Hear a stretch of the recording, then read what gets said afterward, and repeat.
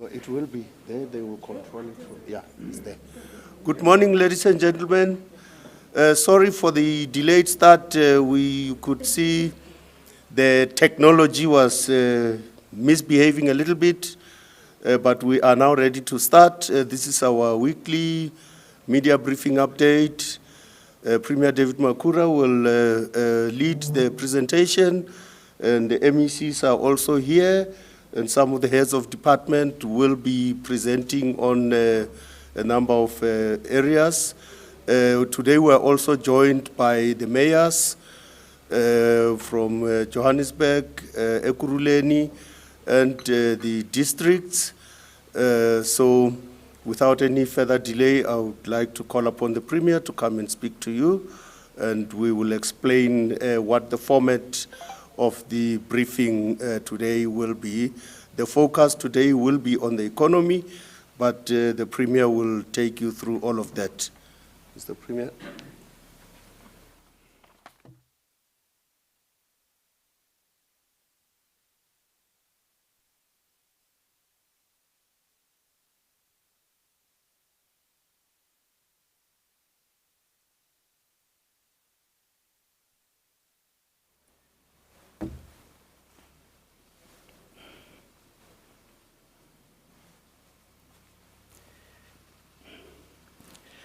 Thank you very much.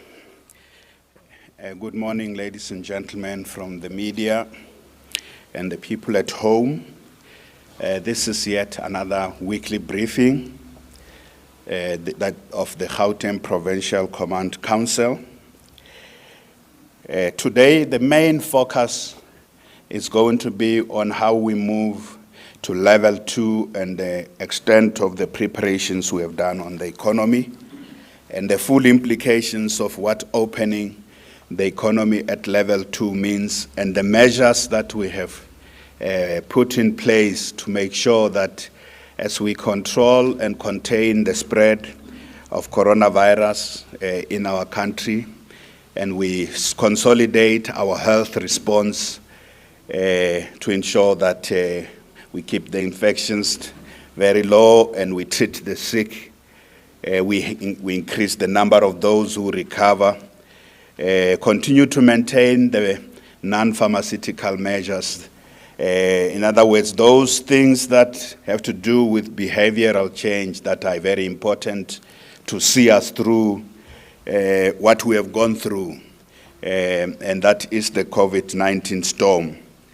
As we come into the end of August, we will be able to share with you the progress we are making. We have invited, as we normally do, we always start with health. There will be a bit of focus on health at the very beginning, but as Thabo said, we said last week that we're going to focus mainly on the economy. So there will be presentations later after the brief focus on health, because we must always remember, this is a health pandemic that has serious implications on the economy and life. And that if we don't contain, if we don't reduce the infections, it has an impact on the economy. We may find that we keep going back and forth. We keep moving from one level backward. So we need to find the balance between opening the economy and ensuring that we have a very, very effective health response. So we've got 2 briefings from the Gauteng Advisory Committee of Scientists today, this morning. That's what we will start with. We're going to start with them. We will start with Dr. Stembile Nteketo. She is from the World Health Organization's office in South Africa.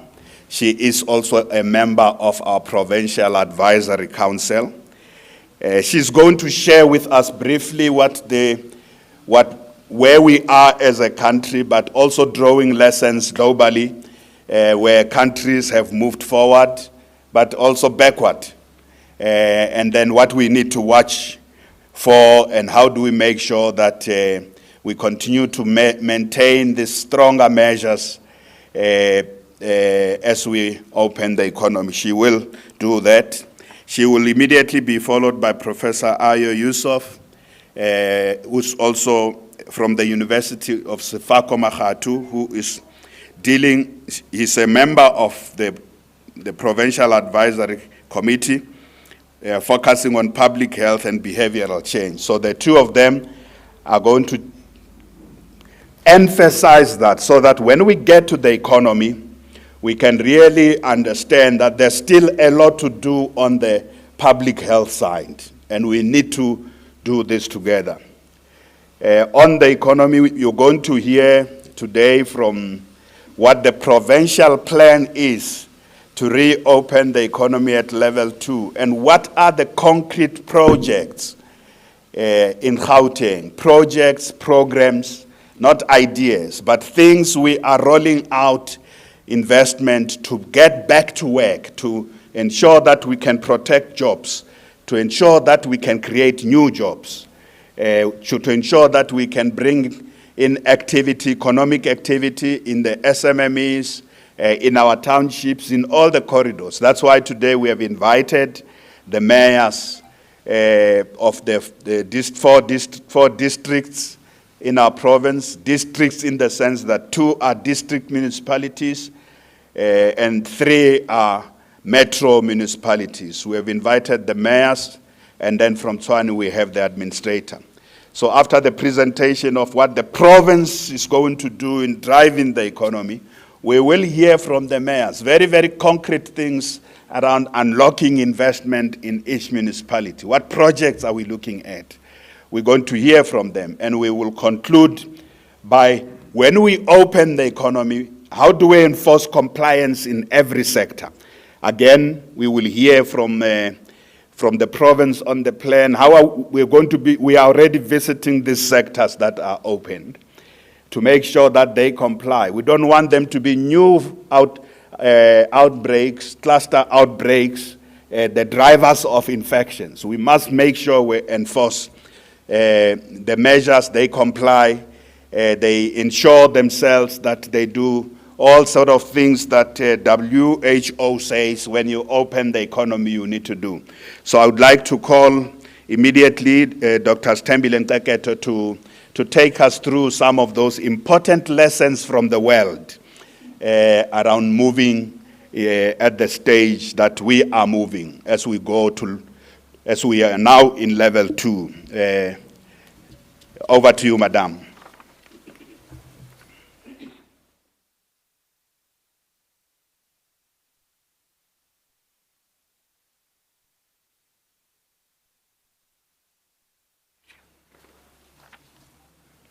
Thank you, Premier, and all protocol observed. Good morning. We all know that South Africa, we are now moving from level 3 to level 2. And because of that happening, we all know that there'll be more interaction with people in the different spheres as we move around. So churches and our shopping malls, schools, universities, all those and the workplaces, all those encourage and warrant that we interact with people. And unfortunately, that increases the risk of spreading the virus. The risk of spreading the virus has not changed. Even from the time when we were in level 5, the risk remains the same. So it means we really need to be cautious now that we're in level 2 and movement is now allowed. However, we do also know that the health sector is better prepared, and that is what has led us to the current level that we are at. We have had to look at evidence around countries or what other countries have experienced as they loosen the restrictions as a result of COVID. And we have seen that in most countries, a second surge has been observed following the relaxation of the measures, and as a result of countries opening the economy as per the guidance from WHO and Africa CDC and the African Union. And this has resulted has resulted in an increase in the number of cases in the different places. Some of the reasons was that as the measures were relaxed, there was insufficient time to observe what is happening. So everything was opened at the same time, and that again is a risk that we have to be aware of. Also, the behavior was observed that with the opening of beaches and some people going to parties and holiday makers, even outside the countries, again, that has contributed to a surge of cases in other countries. And also, the not implementing the measures to reduce transmission, and some people have breached some of the measures that we already know actually help to prevent or control the infection. So being complacent is not an option, and we'd like to share some countries. For instance, the first one, I'm not sure if they can see. In some countries, we have seen that the numbers do go down, and then following the relaxation, the numbers do pick up, but they generally pick up in a steady way, and they plateau, and this is expected as we all are human beings and we are social beings and we do interact. But if the necessary measures are in place, that spike is not as high as the previous one. And then unfortunately, other countries have also observed an even much higher peak than even the previous peak, and that is unfavorable, and we do not wish to get to that point. And for us to do that is for us to continue to be vigilant in the surveillance and to make sure that the public health and social measures are enforced and in place and we all comply. What do we know at the current moment? We do know that we need to reduce transmission. And as we do know that the virus spreads from person to person, and the role that we can play at the moment is to break these chains of transmission so that the cases do not increase. Pharmaceutical interventions at this point we know are under development. So what we have in place are the non-pharmaceutical interventions, commonly called the NPIs, which we need to implement, we need to adhere to, and we need to adhere to them correctly and vigilantly in order for us to prevent sparks of infection that can actually happen in the different spheres. Also, other countries have had, depending on how the cases behave, how the virus behaves, they have had to loosen, and some of them reinstate some of the stricter measures as well as enforce personal protective measures. NPIs, which is the non-pharmaceutical interventions, they remain the best and the only option and the only proven way to disrupt infection and to reduce the spread of COVID-19. And we already all know these. These are the personal ones, which is the physical distancing, the frequent hand washing, the proper wearing and handling of the mask, and the community-related ones where people are gathering is to minimize, is to minimize and restrict the numbers, as we all know, together with the environmental ones where we have to frequently decontaminate surfaces, and other countries have also effected the travel-related measures where we try to limit the movement in order to minimize the risk of transmission. A second wave can and may happen to us here as well. So adherence to these non-pharmaceutical interventions are essential. Complacency is not an option, and it's also important that the vulnerable and the susceptible are protected, because we want to minimize the morbidity and the mortality. As we know, the likelihood of them developing moderate to severe disease and unfavorable outcomes are higher than the rest of the population. Therefore, it is extremely important that we sustain the current behavior over time, and we maintain communication of the NPI so that we know that this is very important and it's the best way right now to limit or reduce the infections and to disrupt the chains of infections.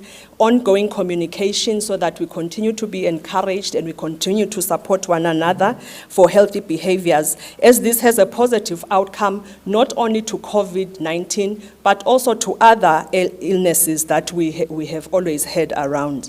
So once again, the emphasis on the non-pharmaceuticals have helped other countries. They have also helped South Africa. That's why we are at level 2 at the moment. And now more than ever, we need to soldier on. And then this collective outcome from every individual adhering to the non-pharmaceuticals and supporting one another at individual, family, and community levels will give us a collective positive outcome of hopefully disrupting the transmission and reducing the infections. Thank you.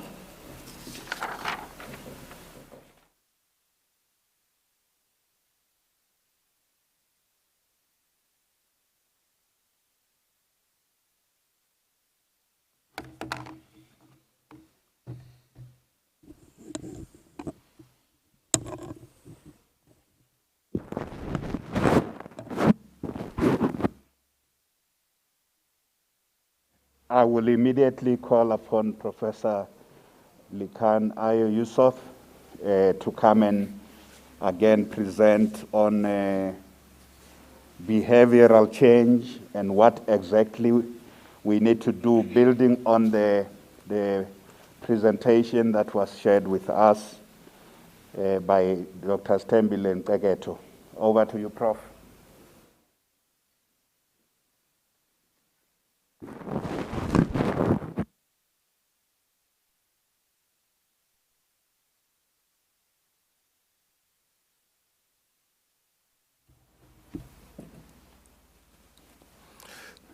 Good morning, MSC.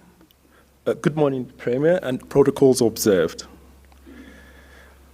I thought I should emphasize this morning the implication of stepping from level 3 to level 2. As my colleague previously indicated, essentially the risk of spread of the virus remains the same. It's a moderate risk for spread. The difference between 3 and 2 is that the health facilities are better prepared. Therefore, it is a must to adhere to all non-pharmaceutical interventions to protect ourselves and everybody else. And I think this is the key message. It's not about just you, it's about the next person to you and the community. Particularly in the context of the fact that we may not be kept locked down forever. The economy must move, and we must continue to pursue our livelihood. So I'm very glad that the focus is on the economy today. So the importance of adhering is much more, even more important now that everybody must continue to pursue livelihood. The key is to adopt this healthy lifestyle and adapt. Adopt and adapt, because we don't have a choice but to make it part of our life in order to move forward.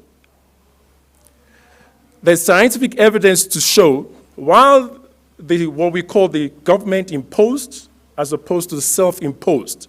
We're talking about self-imposed now when we're talking about you, yourself, socially distancing or physically distancing, and frequent hand washing, and ensuring that you make sure that the next person around you sanitize, and of course, maintain mask wearing every time. When you lock down, you can delay and flatten the curve. You may not reduce the attack rate. However, stimulation of models and evidence has shown that when you add these self-imposed preventive measures, you not only flatten the curve, you actually reduce the attack rate. And when you reduce the attack rate, you are going to reduce the infection. Now, the implication is that you need to have intensive intervention to make sure that these effects penetrate communities. So the efficacy of doing this and the rate at which it penetrates then makes the difference. In other words, if you do one thing, it's not as effective as if you do two. So if you put on your mask, If you physically distance and you hand sanitize or hand wash, the effect is additive. It's much greater than just doing one thing. And if you do it always, it's also much more effective than doing it once in a while. And I think that's the message that needs to be clear.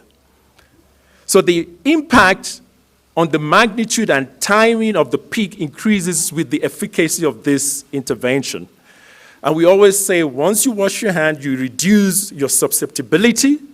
And when you mask, always, and you physically distance, you reduce exposure. Be it in a public transport or anywhere you are. And of course, ensuring that you limit gathering is another way to prevent exposure. So we talk about if we can get a 90% in terms of penetration of the adoption of this behavior, even if it's only preventing the coronavirus transmission by 25%. If hand washing prevents by 25% and physical distance prevents by 25%, you get a 50% in addictive. And you get 90% of people actually doing that, you would get a very significant drop in the infection rate. If a drop to the extent that you would actually be able to notice that you will have almost zero numbers in infection. So finally, the implication is let's be careful, not fearful. The economy must continue, we must live our livelihood. As we pursue that livelihood, let's take care, not only for ourselves, but for the weakest and the most vulnerable. Because I've had people talk about, I'm young, it's not going to affect me, but you never know. The next person you're going to spread it to may not be as lucky. It may be a family member, it could be a future president of this country. So we all need to care for ourselves. The collectivism has become very, very important. Getting through this is not going to be a sprint or a relay. It's a marathon. We don't yet know how long the immunity that it will confer, because I've heard people also say, no, once I get it, I'm immune. We do not yet know how long that will be. So therefore, we still continue to say the most important thing is to have the self-imposed preventive measures, and it's going to be for a very long term with us. So to close, we say no one can do it alone. It's not an intervention that would be effective if I'm the only one person doing it. It's an intervention that will be effective if we all do it. And much more meaningful, more than ever before, the phrase, yes, we can. Thank you very much.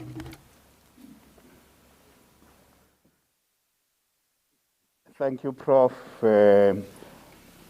I would like to ask the chair of the advisory panel to conclude now.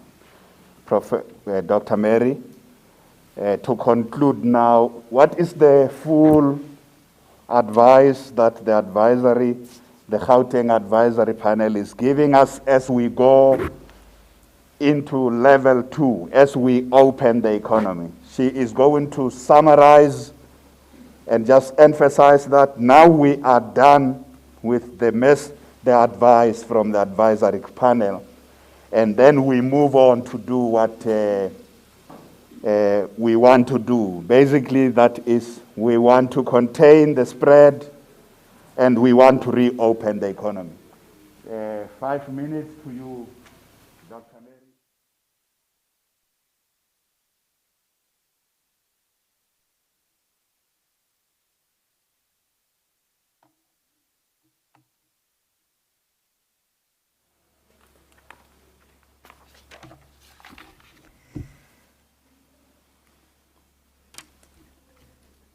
Thank you very much, Premier. Good morning to all the MECs, HODs, and all protocols observed. Just to summarize the two presentations that have been given, I just want to take us back to those who were in the room 2 weeks ago when we did this media briefing. We had two key messages. The first one was there's good news, and I think we all saw what the good news was. We saw a reduction in cases, a reduction in hospitalizations, a reduction in deaths. And so that was the good news we're very happy about. And it was through that good news, I think, that there was a decision to then move to lockdown level 2. But as Premier mentioned just now in his opening remarks, we now have to live in a situation where we have to contain COVID-19 spread while at the same time continuing to have the economy open. So it's a very tough balancing act. And what Dr. Nkeketo did in her first presentation was to show you what is needed in order for us to continue keeping the infections in check. And the only way we can keep infections in check is by ensuring we adhere to non-pharmaceutical interventions. And she showed you a slide. If I can please have that slide, oh, there it is, projected on the screen. So the first slide she showed you was of a country that did quite well, Germany.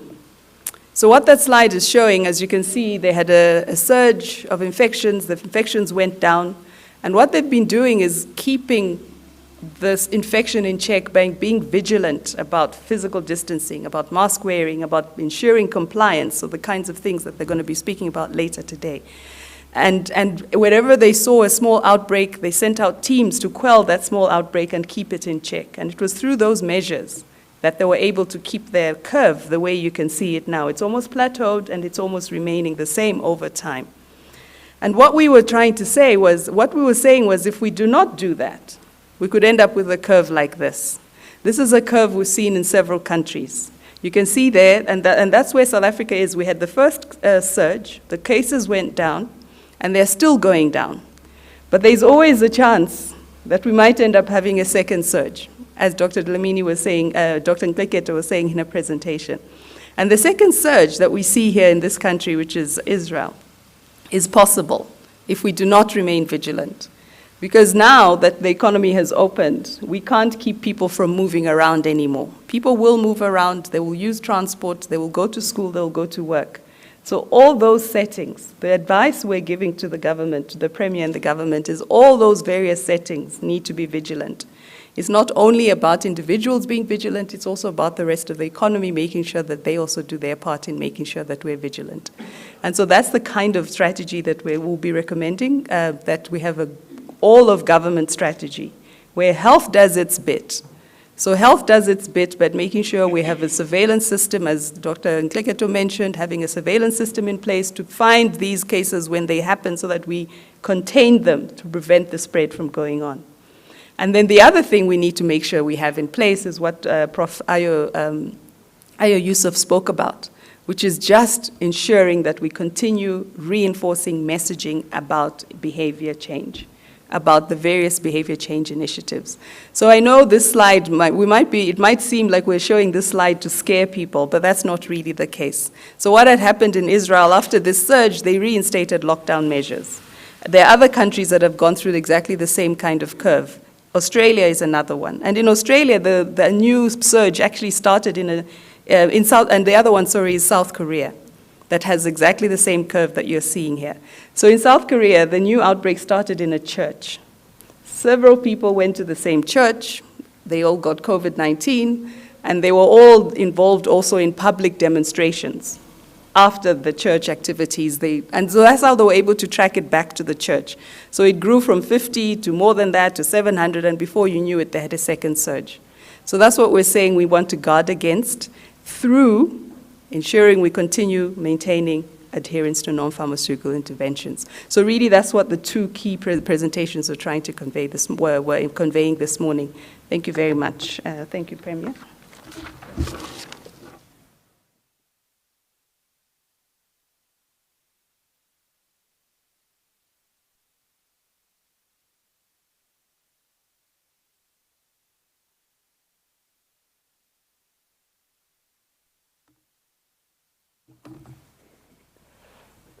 Thank you very much to members of the advisory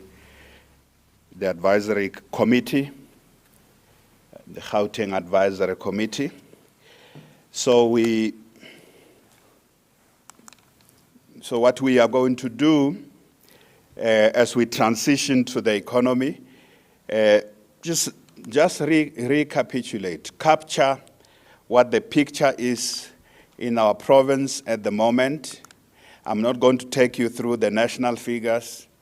The national figures are announced all the time. You can now see we like it when the number of recoveries are very high. That green line moves very close to the positive cases, and the red line goes down. The number of active cases goes down. We like it when it is like that. We also giving you an indication as of today, as we come to the end of August, the recoveries in Gauteng province are at 86%. That is very, very important. We know the national recoveries are at 83%. Our recoveries are at 86%. The case mortality, the case fatality rate is at 1.6%. Our case fatality rate is still low, but when you reconcile with the fact that there are those, the Medical Research Council did say that there are others, excess deaths that are not accounted for. It may be of people who passed on at home, but relative, we are below the national average. And the active cases are at 12%. It's very, very important to keep the number of active cases low. And that's the rationale for going forward, for going into level 2. Because once you have too many active cases or new cases, confirmed cases, it poses a serious threat to the reopening. I want to emphasize that there's no advice from the Advisory Council or no discussion from the Executive Council of our province or from the Provincial Command Council and the District Command Councils. There's no advice to suspend the sale of liquor. I saw something being spread around. I want to clarify that. I saw something being spread around that in Gauteng, the hospitals are advising. No, there is no such advice from our scientists. There's no such advice from our clinicians. There's no such advice from our districts. There's no such advice from any structure at the moment. We want to say that we want to continue to call for responsible drinking because when that happens, it assists us. And that's something that we want to continue to call for. It's an important message to reinforce. The average cases per week, you can just see that we had come from the highest point where we had in a week an average of 5,196 cases to now below 1,000 cases. Our weekly average now is 720 cases. That's the daily infection rate, the average per week. And that's important. We want to continue to do that. I saw last night's numbers. We had around 560 new cases. We need to continue to do everything to decrease the number of new cases every 24 hours. When that happens, it gives us the confidence to do what we are doing on opening the economy and on making sure that we drive the agenda that's extremely important. So showing that one of the important things is that across the metros and districts, in our 5 districts and metros in our province, we now have the number of recoveries are quite high. They are edging close to the number of active cases. So that's very, very important. I know the only area where we picked up is in one district, in Sidibeng, where we have more active cases recently in the last 7 days. We have more active cases and fewer recoveries. That's something that we are paying attention to. Our health teams are dealing with that. because we must always look at an area. But in many hotspots, which we have been presenting to you here, we have more recoveries, and that gives us the confidence that our interventions, the ward-based interventions, the ward-based war room strategy that was presented last week by MEC Lebogang Maile, that ward-based strategy is working. It's driven together with the mayors who are here today, who are going to talk about the economy.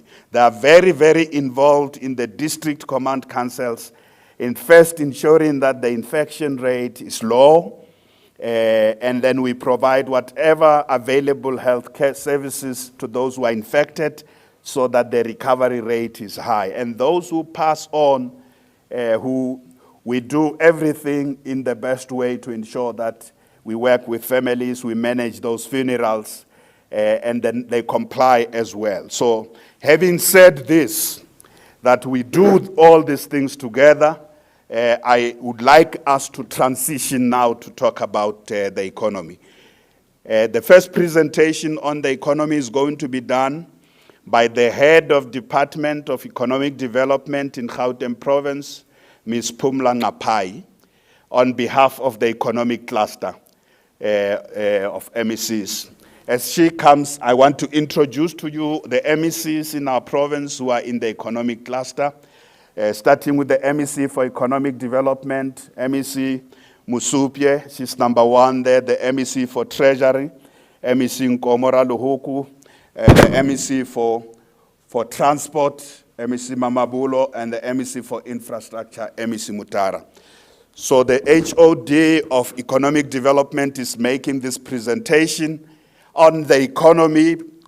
How do we reopen the economy? How do we rebuild the economy in Gauteng? How do we reconstruct this economy in Gauteng? But how do we make sure that it is a new economy that integrates and brings in all sectors that are currently excluded? So she is going to present what the Gauteng projects, investment projects, infrastructure projects, initiatives and interventions are. And after that, it's immediately after her that I'm going to be calling on the mayors one by one. They are responding to that plan, but to say, as a municipality, we will be doing the following. HOD Ngapai, over to you.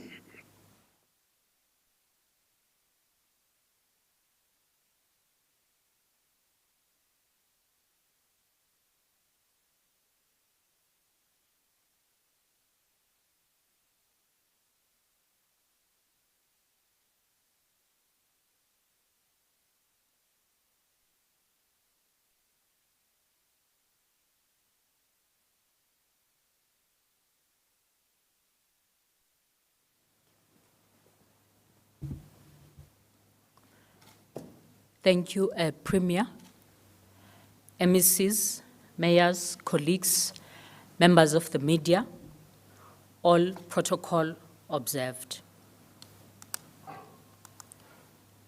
Today I will speak under the theme of reigniting the Gauteng economy under the current pandemic as well as beyond.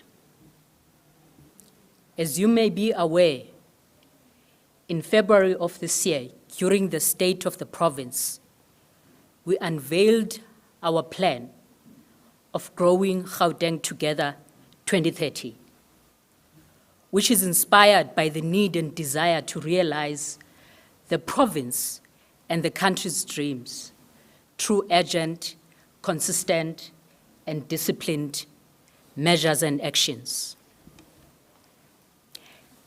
A key part of this plan is to grow the economy in order to massively increase the number of jobs whilst sustaining the jobs that we have created over the years. Through our economic plan, we aim to unleash the potential of high growth sectors to create jobs and facilitate entry of new SMMEs, integration of township businesses, as well as black industrialists into the mainstream of our economy. Regrettable as you know, our plans were interrupted by the COVID-19 pandemic, which called for drastic measures to contain the spread of the pandemic. And today, with the easing of the alert levels, we've reached an important and key milestone, which has called for the reopening of our economy. And in this regard, we will accelerate our implementation plan as it pertains to the identified economic programs. Under this period, we will continue to improve ease of doing business in each sector, pursue measures aimed at developing a skilled workforce for all the high growth sectors that have been identified in our GGT 2030 plan. We'll pursue measures around the special economic zones as well as identified industrial parks. The government of Gauteng is still committed to the establishment and implementation of 3 specific special zones in Ekurhuleni, Tshwane, and Sedibeng, as well as a consideration of a special agro-processing zone in West Rand. In addition to this, the current administration will focus on the revitalization of 15 industrial parks, 12 agri-parks, as well as 5 agro-processing facilities across the 5 corridors of the province. Having said that, I will now deal with the specific pillars of our economic recovery plan. Our economic recovery plan is anchored by 4 pillars. Key amongst these is the use of infrastructure programs towards the revitalization of the Gauteng economy. In this regard, we will roll out bulk infrastructure investment schemes in the Western Corridor and continue with the initiatives around Lanseria and the Vaal. A budget of 50 billion has been allocated towards development in the Tshwane Industrial Hub, which is located in the Northern Corridor of the province. And key sectors of focus would be around rail, bus manufacturing, defense, and aerospace. In the Eastern Corridor, initiatives will focus on manufacturing, transport, and logistics, and take advantage of the fact that Ekurhuleni holds our dream of being the first aerotropolis in the SADC or in the African region. In the Southern Corridor, government will continue to pursue its plan around building a new economy which is based on a revitalized manufacturing sector, a logistics sector, agriculture, as well as agro-processing. Government will further position Johannesburg as Africa's financial and technological and nerve center, as it is known that Johannesburg is globally competitive in areas of business services, pharmaceuticals, innovation, as well as research and development. To continue with the pillars of our economic plan, government will focus on enhancing measures that are aimed at sustaining economic activity within the township economy.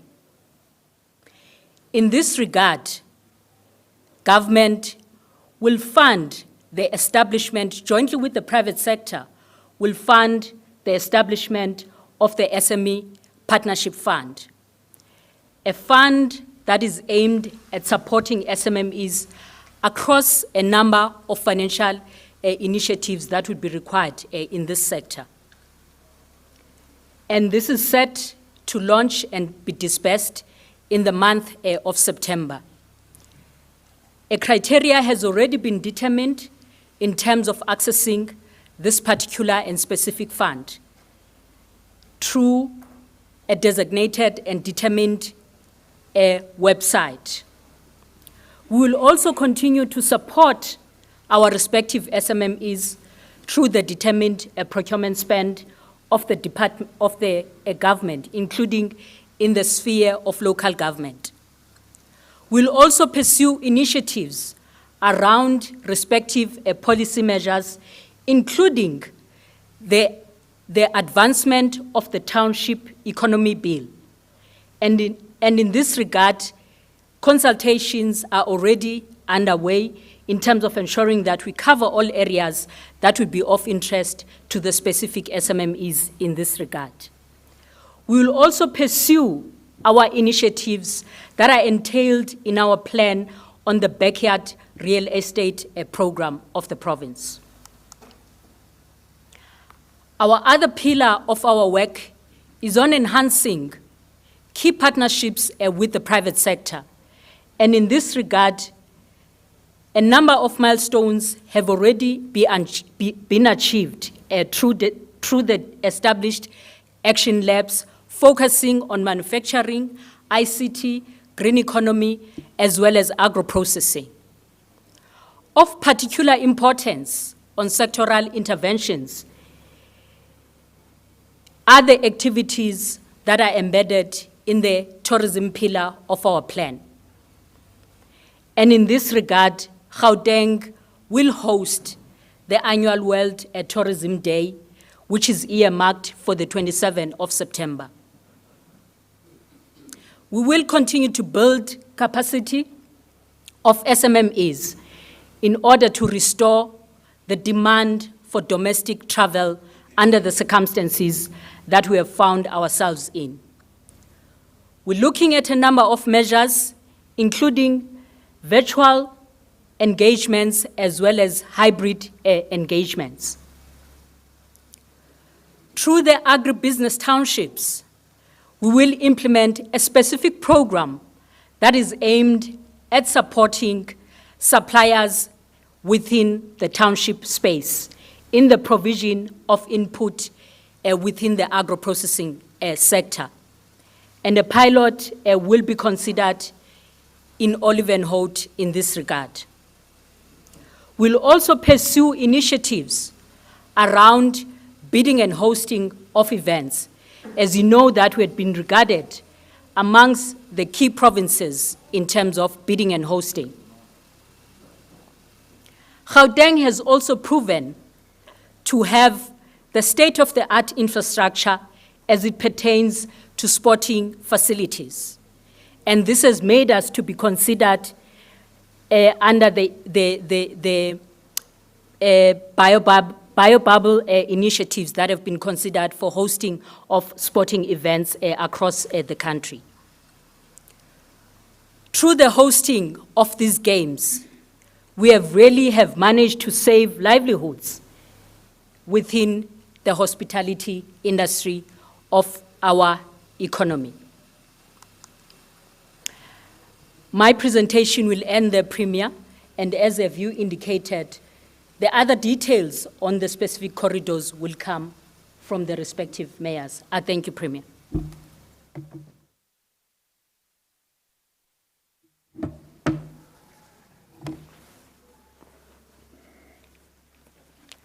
Thank you very much, HOD Phumla Ngapai, for that summary of how we go back to the economy, especially over the next month from September, how we go back to the initiatives we could not push forward under the levels, particularly level 5, 4, and 3. There will still be unpacking, a bit of unpacking to do. At this stage, I would like to call on the Mayor of Ekurhuleni to you will see that what Phumla spoke about is 5 corridors And in Gauteng, we deal with everything in terms of corridor. So we start in the east, the eastern corridor, that is the city of Ekurhuleni. And those amounts, if you remember where the presentation talked about how much will be invested, it is not provincial government alone. Part of that money is municipalities, the other is the state-owned enterprises, but it is money that's committed in the current financial year.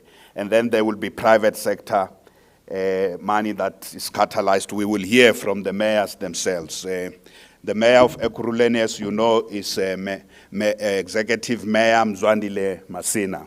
Over to you, Mayor.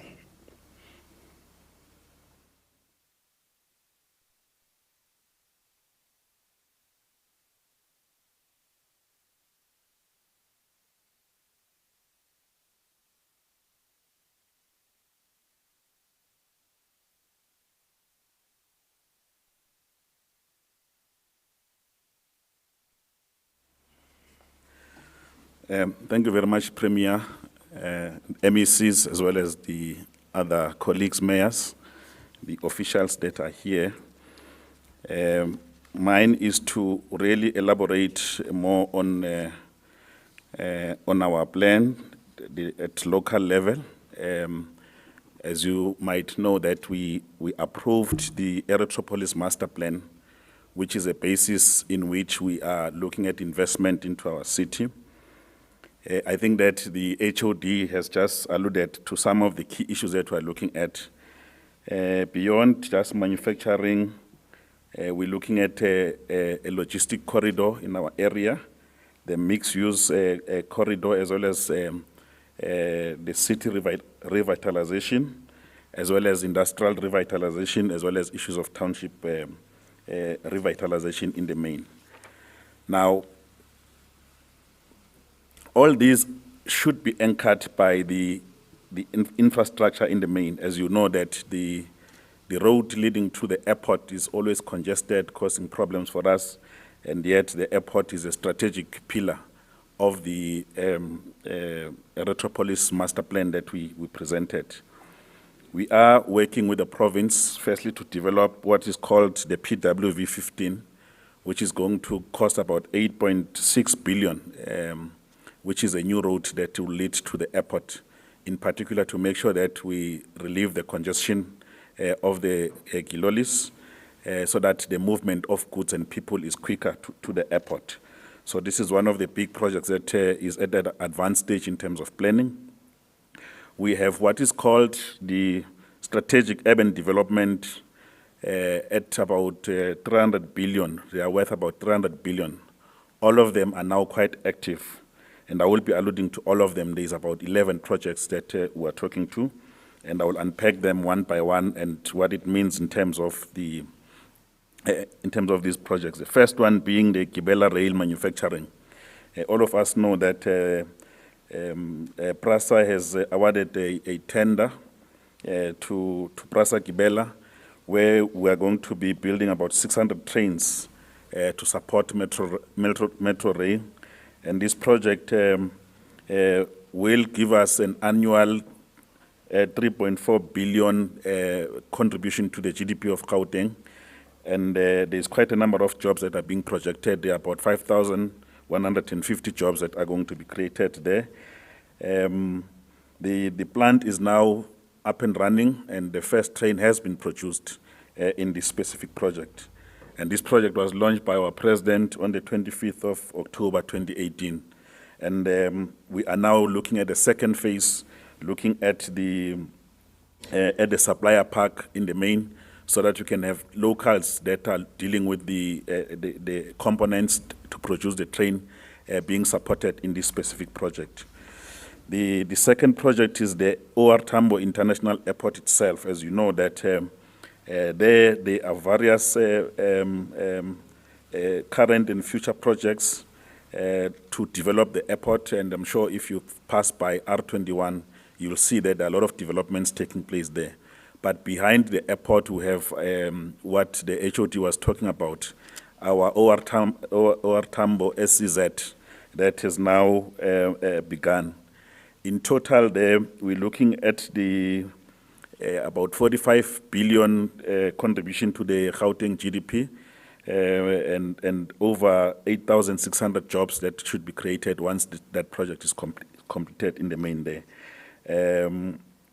We're enhancing the airport because we think that the movement of goods is going to be a new game changer in the main in our province.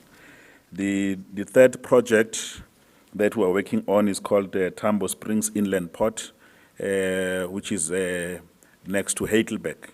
And that project is now underway. We're busy with bulk infrastructure. It's going to be the first, it's going to be the key inland port that is being proposed for the movement of goods between Gauteng and Durban. As you know, that all our goods move through Durban Harbour in the main. So this project is one of the big projects that we are looking at. And once completed, it should give us about 110,000 new jobs. During construction, about 31,000 jobs. And we are happy to announce, Premier, that we will be starting now with bulk work. Contractors have been appointed, and we are now ready to commence with this project. The estimated investment is about 20 billion over the next 15 years, and we think that it's going to inject about 2.5 billion into GDP of Gauteng as we start this project. The next project is what we call the SNJ Industrial Park, which is a precinct that is located adjacent to the east of the N3 highway. This project is just behind what is known as Sima and Jack. This project will contribute about 18 billion in the main in the province and give us about 6,500 new jobs once completed. And the work is already underway. As we say we're now on level 2 of the project. The next project is called the Riverfield Development, which is a mixed-use development totaling about 1,900 hectares in an extent around the Albertina-Sisulu corridor. And we're expecting about 26,000 jobs once this project is complete. And the contribution to the GDP of Gauteng about 35 billion. And we think that even the municipal rate in all these projects is going to help us to enhance our own municipal rates. The next project is M&T Development, which is also a mixed-use development providing for industrial as well as business and retail residential opportunities. And once this project is completed, it's going to give us about an estimated 439,000 jobs. During construction, about 5,700 jobs, and we think this project will contribute about 60 billion over the next 15 years in the Gauteng economy as well as the city's economy. The next project is the Carnival Junction project, which is an extensive, large-scale mixed-use development that is anticipated to develop in phases over the next 15 to 20 years.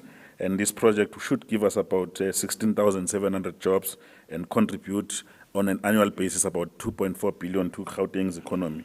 And this project is around the Dal Park Extension 9, and the plans are already underway, and very soon we should be working on the bulk infrastructure for this particular project.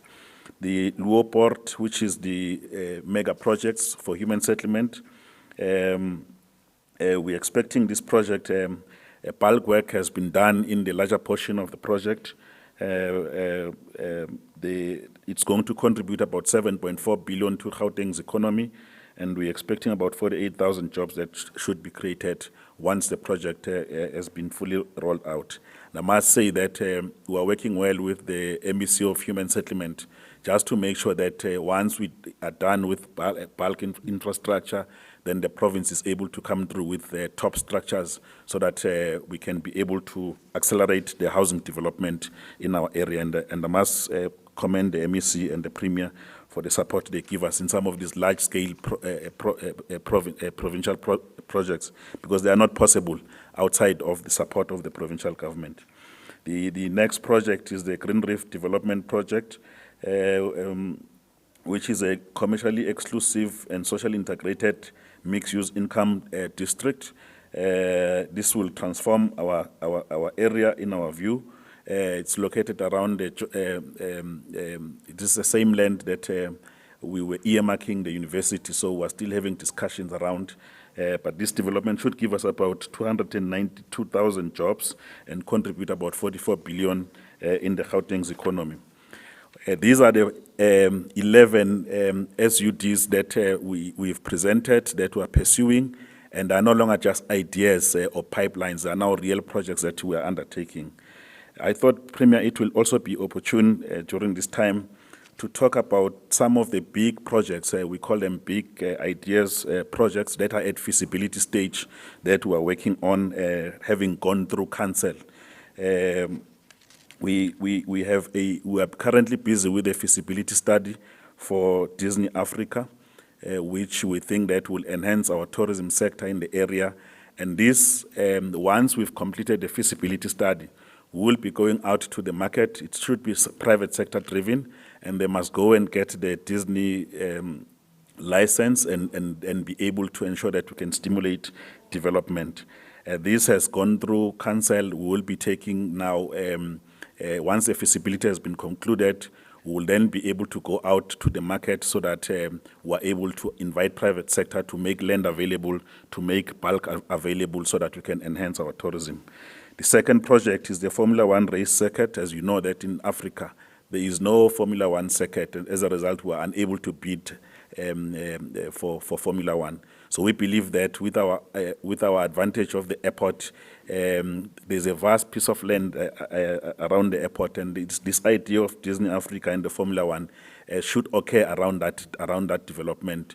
And also, they were at feasibility study, and we believe that once this is done, we will make sure that we go out to the market, and the person will be able to secure the license, will be able to do that. And these things are important to enhance tourism, but also our economy, because we don't want just to be a scrapyard of the province. We want to make sure that there's some of the attractive issues that we're dealing with in the area. The issue of the wildlife zoo that we are pursuing, we are far advanced with the feasibility study. The botanical garden at the Gilolis interchange were quite advanced, and I'm certain that by the time we conclude our term of office, we should be able to present something, because we do not have that. Also, the ICC idea next to the airport in Rhodesfield is quite advanced, which is going to be developed by the private sector. And lastly, and most excitingly, the University of Science and Technology, which has now been announced. We are cooperating with the province as well as national government, and we want to call upon the minister to move with speed so that we can see the university in our lifetime. So, Premier, these are like concrete projects that we are working on. Over and above that, as you know, that the issue of agriculture is very close to us. The issue of the land release is very close to us. We are currently, as of yesterday, we've released about 40 key strategic land parcels for development.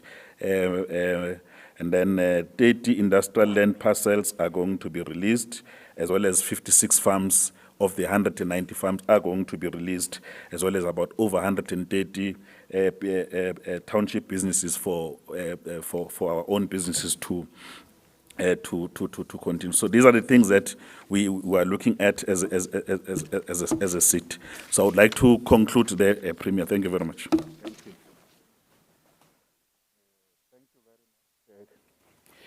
Thank you very much, Executive Mayor of Ekurhuleni. Very, very concrete things. In government, I think one of the catalysts of every development is always bulk. So when a mayor says we are now doing bulk, from the province we know that project is happening. When a mayor says we are, because bulk in many instances can only be, especially in the metros, can only be done by the municipality. So that's why we influence the bulk expenditure of municipalities to support our investment projects and our major infrastructure projects to catalyze the transformation, modernization, and reindustrialization of the Gauteng economy. I want to call on the next city, that is the city of Johannesburg. As you know, Mayor Jeff Makubo is the mayor. He's got the disadvantage that he's just been the mayor for a short while. But even with that short while, the ANC has given him a very, very clear things to unlock to support the provincial government plan, growing Gauteng together. Because we were getting stuck in Johannesburg, that the city's plan and the provincial plan are not moving at the same wavelength. I have said that in the several State of the Province address, that Johannesburg is not playing the role that it is supposed to play. I want to hear you, Mayor, now, if Johannesburg is playing the role it is supposed to be. At least the East is covered. Those big projects, Mayor, those bulk infrastructure, those things must happen. The people of our province need jobs. They want to participate in the economy as business people as well. The Mayor of Johannesburg.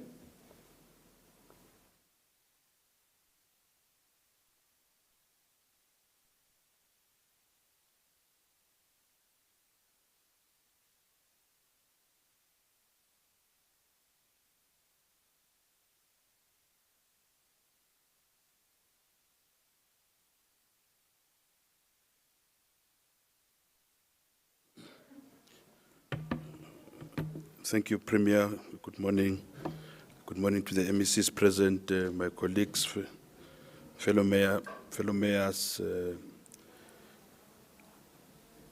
senior officials in the provincial government. Premier, you're quite correct. The first thing we had to do was to reestablish a link and a working relationship with both province and national. So our response plan, the special economic response plan, is anchored on what the President has said and what we have said in the province, so that we are aligned as what we call the central corridor to work together. Our investments can work in line with the district development model so that we have maximum impact. What we know as a city is that business, especially in Johannesburg, is under strain. People are losing jobs. The economy is contracting at a very rapid rate. Now, a key municipal function, we understand, is to manage land use and the built environment. So we are focusing, amongst others, on an ease of doing business as an immediate response. We have now reduced the turnaround time of planning approvals, meaning the submission of business plans and approval thereof has been reduced completely. So we're working together with the province on where we need EIAs to be approved quickly. That should be done. Whilst we need to protect the rate space of the city and the finances of the city, we are in the process of taking the necessary approvals of incentives to attract business into a city. So the incentives will be based mainly on the rates and the tariffs that has to do with electricity and water. So particularly we mean that a particular sector called real estate is a focus of the city of Johannesburg. That includes what the HOD was saying of the township real estate capture. We believe that there's a lot of money in the townships on backyards and 2 rooms and a garage rental that we need to capture and be able to measure. We'll be focusing on infrastructure investment. You know that we have about 8 billion rands capital budget focused in the main on bulk, like you say. We'll be investing in the Lens area, especially around the wastewater treatment plant, working with the National Department and ensuring that there's enough bulk, especially on the eastern side of the N14, where the Joburg land is to build that wastewater treatment plant and ensure that there's bulk around Tabombeki and those farms around there. We are accelerating the mega projects that have already started in the city to ensure that they get concluded quickly, Luferin South Hills flare-off.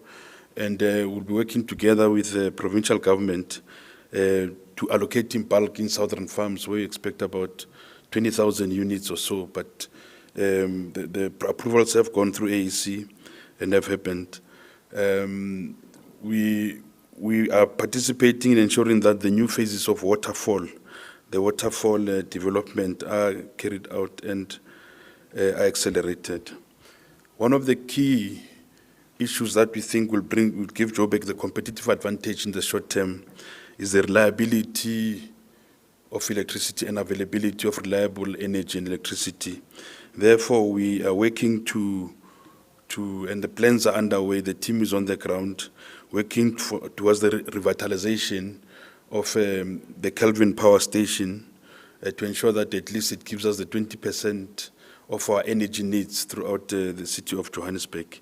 There's a team working now on what we call a competitive advantage, ensuring that on the future energy of Johannesburg, there's an energy mix, and we're creating what we call a power park in the south of Johannesburg, where we'll mix solar and all other types of energy in Johannesburg. You'd understand that there's Egoli gas, which is in Johannesburg.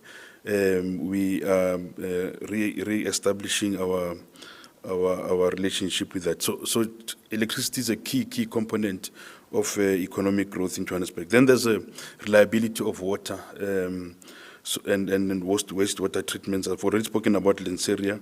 And because of the developments in the north, we're building capacity in the northern works to ensure that at least as the economy grows, as real estate grows, infrastructure is ready to absorb that.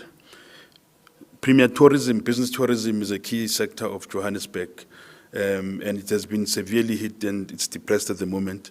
So what we've done is that we are re-establishing, there's a team now led by Toyo Mahlati, re-establishing a Johannesburg tourism company to do all the things that at least the province the HOD was referring to here. Soweto, which is our largest township, is generally and largely tourism driven. You'll understand we've got different tourist attractions. Vilakazi Street is very, very busy. It has been depressed for a while, and then we're working together with the private sector there to ensure that we reignite Dr. Peterson Memorial, and et cetera, et cetera. So there's a special focus and special interventions on the township economy. Our Department of Economic Development has brought the report to establish a fund to stimulate the township economy, especially those that are going through hard times. So we've got a stimulus package for small and medium-sized businesses in the townships throughout the city. And then there's a special focus on technology. One of our MOEs is a Metropolitan Trading Company, which owns fiber on the ground. Now we need to extend the reach of that fiber, so there'll be trenching and digging, ensuring that there's fiber throughout the city for two reasons. One would be for universal access to ensure that at least the parts of the city have got access to the information highway, but two, to start driving down the cost of data in doing business in Johannesburg, working together with Wits University and University of Johannesburg. So technology is a key driver of our economy in Johannesburg. Then there's an issue of agriculture anchored around the biggest vegetable and fruit market, which is a price determiner of the price of fruits and price of vegetables and fruits. So we'll be focusing on urban agriculture. We already have started with a few farms in the south of Johannesburg, which, by the way, is the poorer area of Johannesburg. So emerging farmers are being identified in the market, using the market as an anchor, not only for food security, but for agriculture. Premier, the informal trading remains a key sector that's not spoken about, but is very key in Johannesburg. And there's a special focus on, while it's informal, but we need a way to regulate it. So we are working, there's a framework that we've put together on informal trading. It's very, very big, and it's a big contributor our economy in Johannesburg. And then lastly, Premier, we are focused on ensuring that we stabilize the public finances, which are at the moment dangerously overstretched. And in doing so, we need to restore economic activity, to build confidence and increase investment, of course, create jobs. So we believe that the strong and a financially sustainable city will lead us to investment attraction and ensuring that business can invest. We will be having a meeting with the CEOs of top 10 companies based in Johannesburg. I mean, we've got head office of Standard Bank, ABSA, the financial sector is here in Johannesburg. The only stock exchange in the country is here in Johannesburg. The financial sector is largely driven here. The insurance companies are largely based here in Sandton. So we'll be having meetings with them on how to work together with government to ignite the economy in the immediate term and in the intermediate term. Of course, long-term plans are there. Everything we do is anchored on a strategy that we had to bring back when we came back and when we were elected. It's called the Growth and Development Strategy, which is aligned to the GGT 2030 and the NDP 2030. Thank you very much, Premier. Thank you very much, Mayor Makubo. Johannesburg needs to pull at its full weight because it is a big part of the Gauteng economy. It constitutes the biggest part of the Gauteng economy. If it doesn't, the full engine of the Gauteng economy, which is the key driver of our country's economy and sub-Saharan Africa's economy, will not pull at its full weight. So those important interventions, Mayor, have to happen. Again, as I was listening to the Mayor of Ekurhuleni, I want, where is BAL going to catalyze what type of investment? What is, when we do bulk, what is the private sector bringing in that area? How many jobs? How are we changing space? How are we changing settlements in our province? How are we creating new industries? And where are women, black people, women, and young people in those new industries? Whether it's the Lanseria's new city in Johannesburg, West Rand, or is the logistics hub in Ekurhuleni, or is the Vaal River City, or is the SEZ in Tshwane. The questions are the same. How are we changing space? How many jobs will be created? How many new enterprises owned by blacks, women, and youth are going to participate in that? I will for now park the administrator of Tshwane so that I deal with the mayors first. The administrator must come last, having done the two metros. Ask the mayor of Sidibeng, that is the southern corridor, to just come and share with us what the district municipality is coordinating there to support the realization of this vision. After that, followed by the mayor of the western corridor, which is the West Rand district. The mayor is Miss Busi, that's executive mayor, is Councillor Busi Mundisakeng.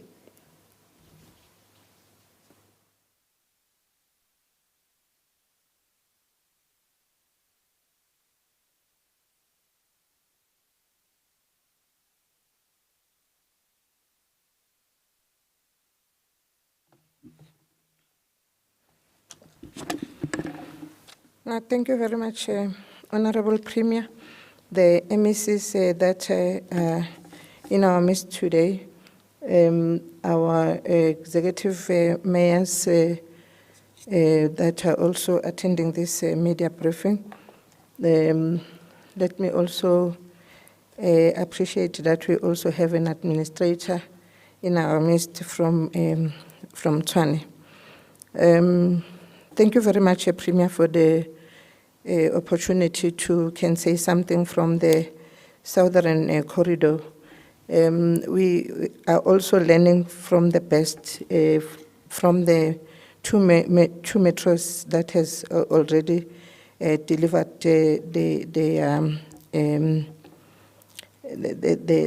their reports. In responding to the revival of township economy, we have issued permits to traders to be in compliance with the hygiene protocols. Our fresh produce market will be upgraded for it to support the agricultural programs. We also have the partnership with GDAT in developing the agri-park projects. We have another partnership with the Public Works that has contributed some funding towards the incentivizing the job creation, targeting the unemployed, and prioritizing the young people. On the economic development, we will deal with the memorandum of agreement on the environment and the sustainability agenda, and also in the industrialization and multi-tier SEZs, and also on the township and solidarity economy. We will also improve the trade and investment, and tourism will be also unlocked. There will be an inner city revitalization, for an example, your Vereeniging renewal. There will be also the add-on bulk infrastructure, your student accommodation and research. Currently, the sewer scheme is another project that is being dealt with. Premier, the regional recovery plan will also come up with the strategies to keep the business intact, because now we are seeing that businesses are moving away from our region. We'll also want to encourage investors to come and invest in our region. We know that there's no more space in Ekurhuleni and Johannesburg, and hoping that people will be attracted into coming to the Southern Corridor. Thank you very much. Thank you, Madam, for those remarks. Just to remind you that the vision of the province is to build the Vaal into a new special economic zone. You saw from the presentation of the HOD that we will have a new special economic zone in the south of Gauteng, and that's together with what's called the new Vaal River City. We have a partnership with the municipality and the DBSA. The difference between the districts and the metros is that the districts don't have the funding for bulk that the metros have. They don't get the funding from national government of the same amount, or even the tax base. They don't have the tax base to generate the amount of money that the metros have. So the plans of the districts often would just be plans until the province, from the infrastructure point of view, whether it's roads infrastructure or infrastructure for bulk, most of their plans will be difficult. That's why for the Vaal River City, we have partnered as a province. We have partners with the DBSA, the Development Bank of Southern Africa.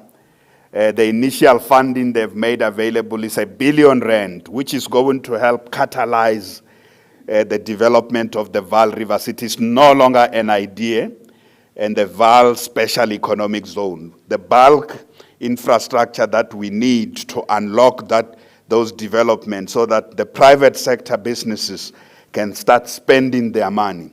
So is going to be the case with the West Rand, but let's first hear what the vision of the province for the West Rand is and what is the district itself doing. The mayor of the district is Mayor Dennis Tabe. Over to you, Mayor.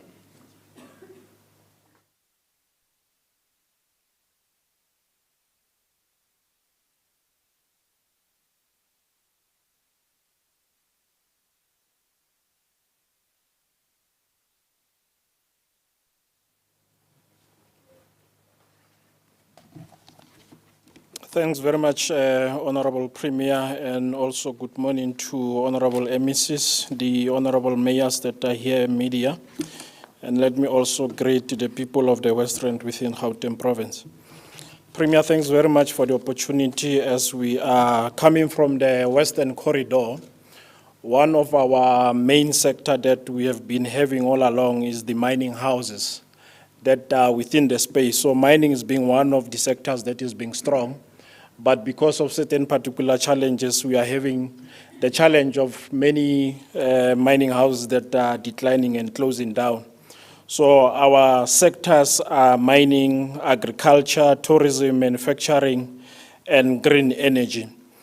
The West Rand is having this great opportunity because of tourism, because the cradle of humankind is within that particular space. So we've got Maropeng and Sterkfontein caves. The HOD, Honorable Premier, will have indicated that on the 27th of September, there's going to be an annual World Tourism Day. So we know for a fact that it can't be anywhere. It will be in Maropeng for that particular instance. So we are also currently having the mega project that are already taking place, Honorable Premier. Those are your Dentlome Estate, your Elijah Bahai, and your Mentros that will have already been launched in some few years ago. So there are job opportunities that will have been created, SMMEs will have been empowered. One of the key issues that we want to raise is that we are having these particular three municipalities known as Mogale City Local Municipality, the Rand West Local Municipality, and Merafong.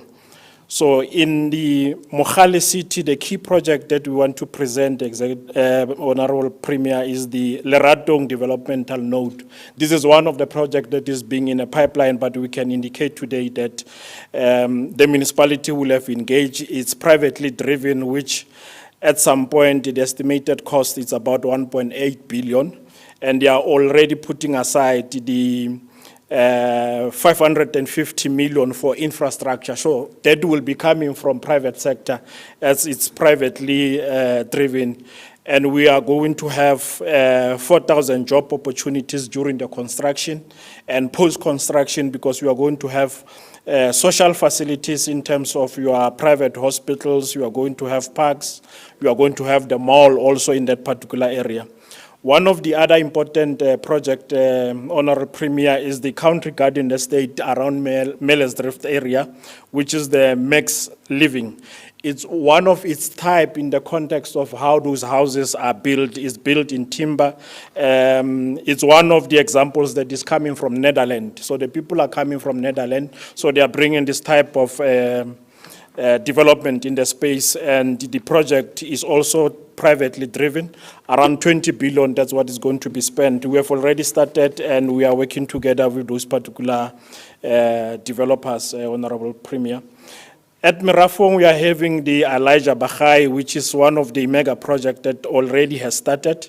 And the annual projection in terms of the cost is about 220 million. The good part about this particular project is that we are having 15 local suppliers in terms of providing manufacturing, in terms of if maybe the main contractor needs doors, painting.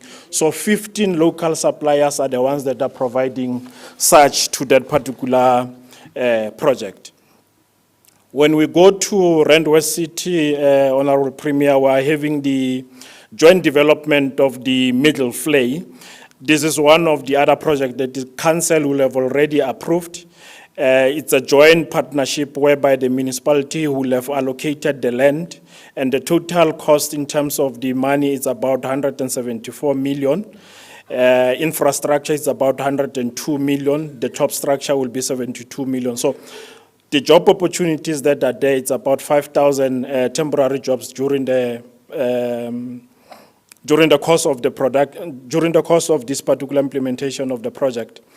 We are also having the project that we have launched a year ago, Honorable Premier, with the relationship that we've got through your leadership also, and want to appreciate that particular part with our mining houses, Sibanye and the Goldfield. There's a budget already of about 60 million to build the West Rand College. You know that in the West Rand we don't have a university, but we are trying to build an institute that will also bring all these particular sectors. If we talk about tourism, we must have that particular institution in the West Rand that will be providing such courses. In other part of the district, Honorable Premier, because certain particular projects are projects that are already there, that the province is also working together with us, is the West Rand Mega Park. That is also part of what was presented by the HOD about the agro-processing. And that's where there's a commitment also related to the infrastructure. The Lanzeria is one of the key for us because at some point we need to clarify. It's not just that Lanzeria is an open airport, it's on the side of Joburg, but as the West Rand will also be able to benefit within that particular project.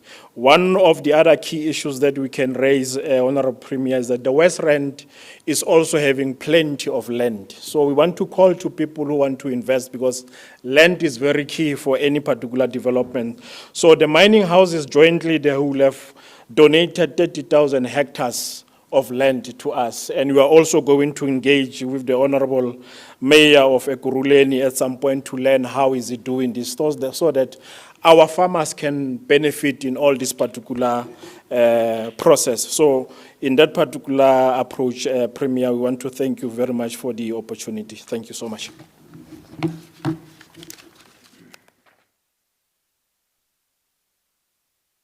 you very much, Mayor Tabe. Again, just to emphasize that our vision for the Western District, that's the Western Corridor, is that it will, we need to build a new economy to move just beyond its dependence on mining, to bring in the significant role of agriculture and agro-processing. So this agro-processing hub that is being built essentially with the private sector, significant private sector investment is coming into that agro-processing hub. And the 30,000 hectares of land that has been released by the mining houses is the land we are going to use for small-scale farmers, to bring in black farmers into that area to be able to be the ones who provide who plant, who provide food. Gauteng does need food production into that agro-processing hub. It is the West Rand, Sidibeng, and portions of Ekurhuleni and portions of Tshwane who are the food basket of our province, especially the agro-processing side, because when there's agro-processing, the value of these products fetches more money. Instead of, and the producers, that's why we want to commercialize 50 black emerging farmers. We want to commercialize them in this term so that they become significant players in the agricultural sector. They are not just small-scale farmers forever. They must become significant players in this. So this is linked to the agro-processing hub that we are developing in partnership with the private sector in the West Rand. So let's conclude with the municipalities by asking the administrator. In this case, we want to call the chief administrator. There are administrators from Tshwane who are here, but the chief administrator, we're giving you some time to say, as the interim administration there, what have you been focusing on to unlock investment and address some of the fundamental issues that the people in the area are looking for? So I'm giving you 10 minutes to do that. Administrators don't need lots of time.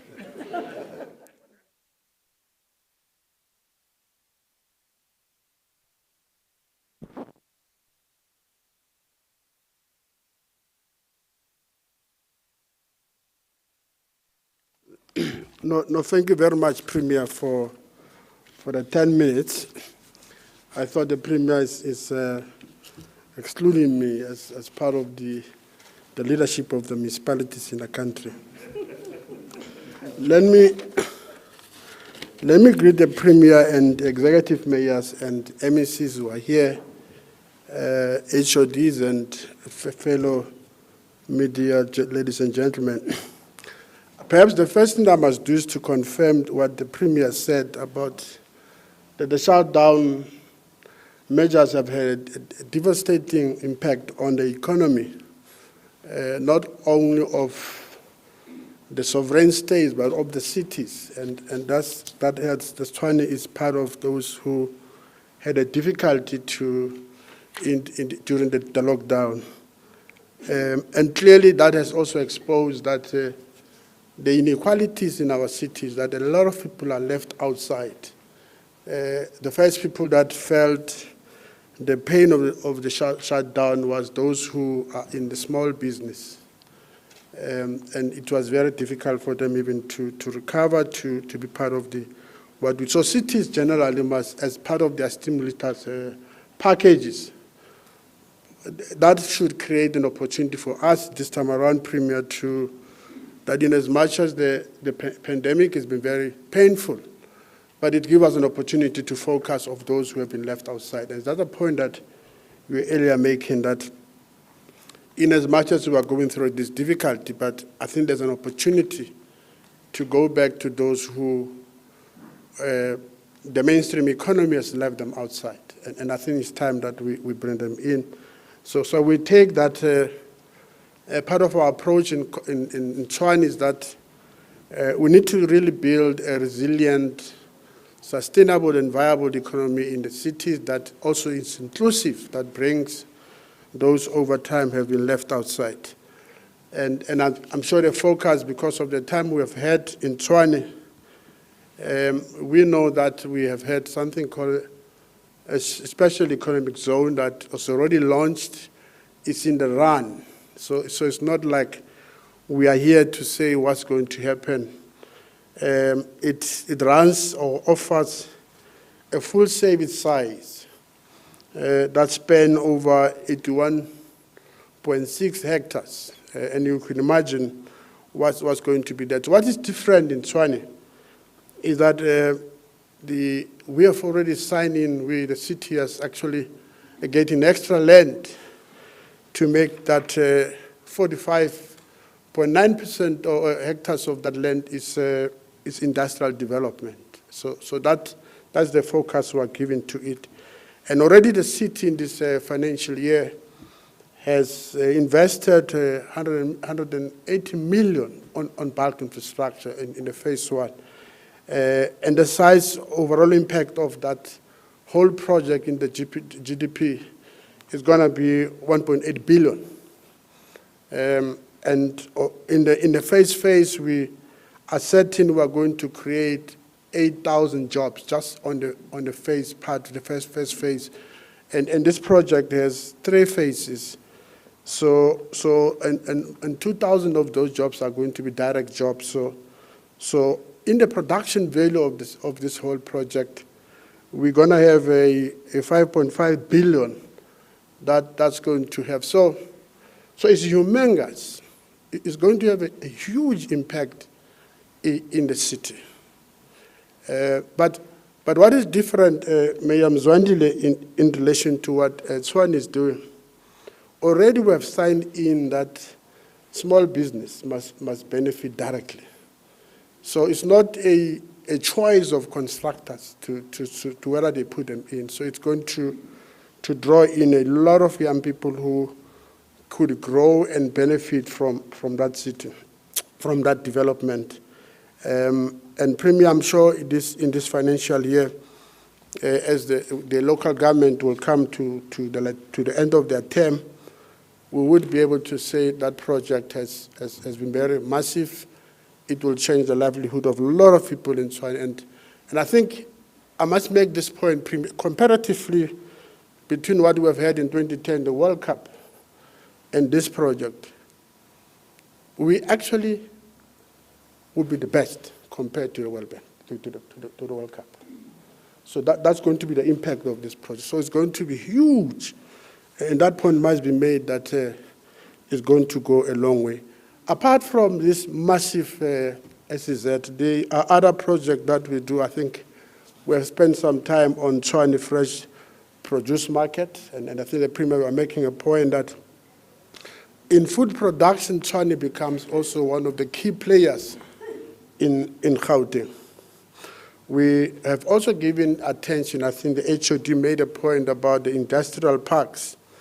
Tshwane is one of those that is mentioned. I think there's a special focus. You gave me 10 minutes, so I would not read the figures.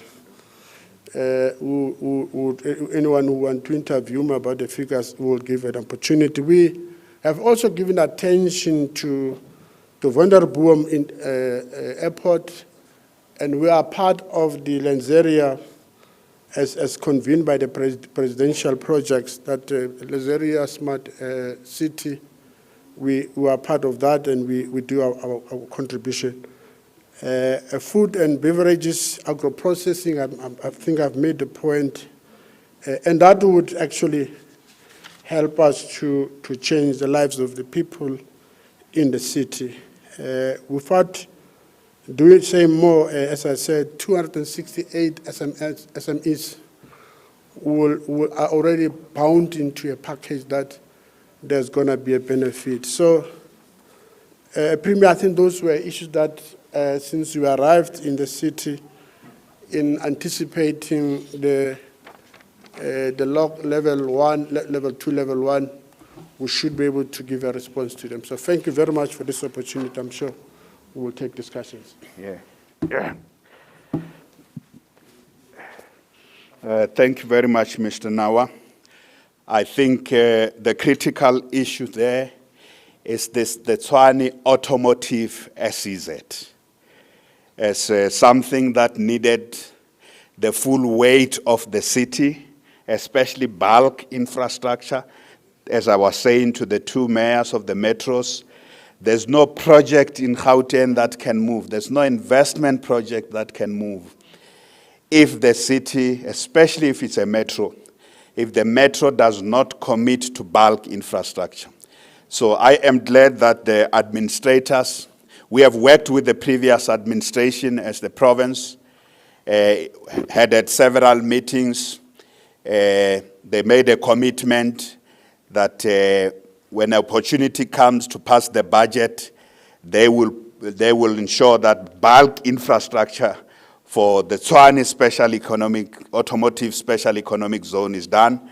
So the administrators are saying that they're doing, that they have resolved. The second thing that we have worked with the previous administration on the Tshwane Automotive Special Economic Zone was about the additional land for the next phases of the park, because that's going to be, we want Tshwane not just to be the capital city, administrative capital, but this automotive city.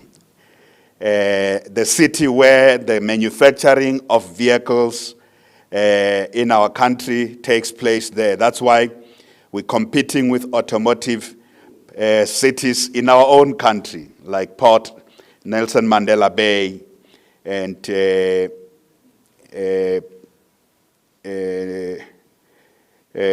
bit of eThekwini, where we have manufacturing. So the administrators, amongst other things that you should be doing, like you see the mayors are doing, unlocking investment. You can't bring investment if government does not do its part. If the roads are needed, if there's the need for water and sewer, if there's a need for other additional infrastructure that government is responsible for, that is the road that must happen.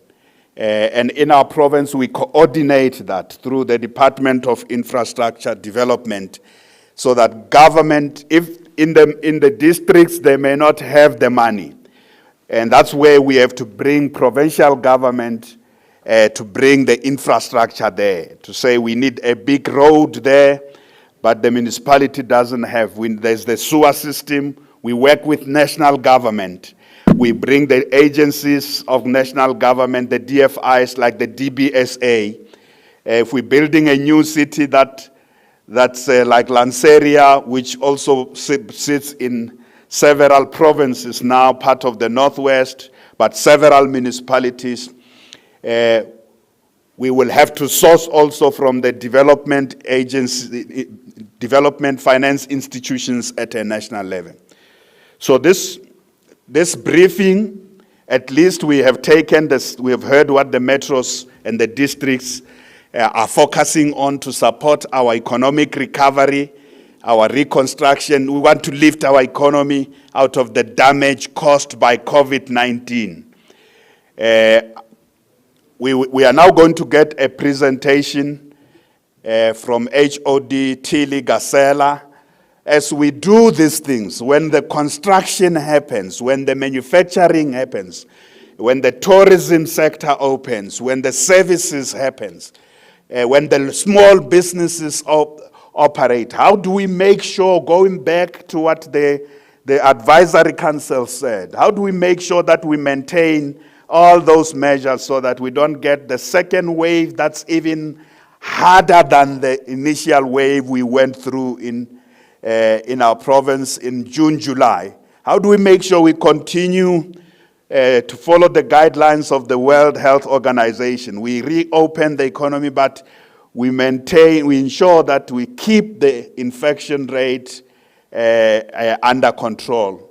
So this is what she deals on behalf of a team that deals with enforcement and compliance. So reopen the economy, yes, but we need to make sure that there's enforcement and compliance. HOD, over to you.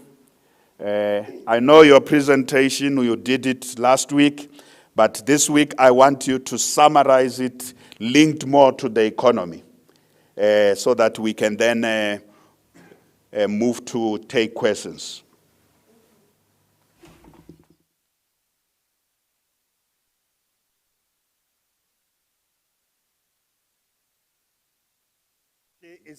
Okay, I must introduce her properly. She is the head of Department of Agriculture in Gauteng Province.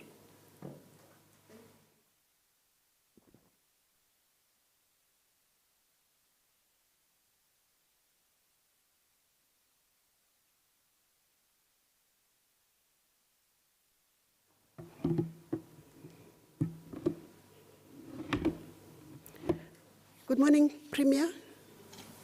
Good morning, MECs, mayors, colleagues, and members of the media.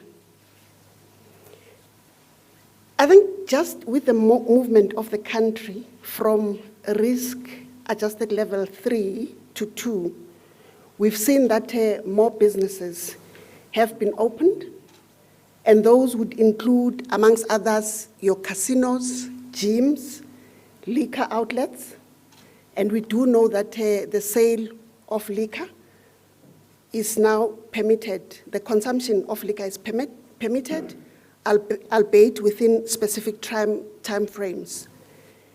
Limited social gatherings are also allowed, as is travel within provinces. I think our experience has shown us that with the easing of restrictions, members of the community are inclined to believe that the risk of being affected by COVID-19 is also reduced. But nothing can be further than the truth. Actually, this is the time to ensure compliance with safety measures so that we do not experience what both Dr. Ntleke and Dr. Mary spoke to, which is the upsurge of the pandemic. We are aware of non-compliances that take place in funerals, just as an example. Our food and beverages sector still has challenges in respect of excessive pricing and food which is less than ideal to actually be on the shelves and sold to customers. Non-pharmaceutical interventions which were referred to are still a challenge, particularly in communities. We still do not do the things that we've been consistently asked to do, which is the wearing of masks, social distancing, the washing of hands, and all those NPIs which we have been consistently spoken to about. In view of all of this, government is geared to increasing monitoring compliance, working together with municipalities, the Department of Labor, the South African Police Services, and the private sector. I think some of us will remember a time when the Gauteng government was in partnership with Business Against Crime and financial institutions, where there was an integration of cameras, particularly in the streets. That partnership yielded positive results in that, at least in the CBD of Johannesburg, we saw a dramatic decrease in incidents of crime. So as the provincial government, we're determined to increase our collaboration with the private sector. We will, of course, also be exploring the utilization of technology to check and reduce those non-compliances. I think importantly, there is a need for social mobilization. We do need to educate our communities to look after themselves. We will therefore be enhancing on our partnerships with community-based organizations, faith-based organizations, and community policing forums. The important issue that we wish to highlight is that we don't just want to punish, but we want to start by assisting our communities, but also businesses to comply. So in summary, as government, we will continue monitoring compliances in strategic sites like police stations, in schools, in government institutions, and I think that's important because as government, we can't pass laws and not be seen to be complying to those laws. We will continue with our monitoring of funerals, and we will conduct unannounced visits to shopping malls and other retail centers. We will ensure that our public transport also complies, and here we're talking about taxis, we're talking about buses, and we're talking also about the Gautrain. Liquor outlets will also not escape scrutiny. Just to say that where we find non-compliances, we're going to act, and we're going to act decisively. And there are instances where that has already happened. We have a number of companies and shopping complexes that we have visited, but government institutions as well, where we visited and we found that there have been non-compliances. Depending on the transgression, we will close the shop or the company.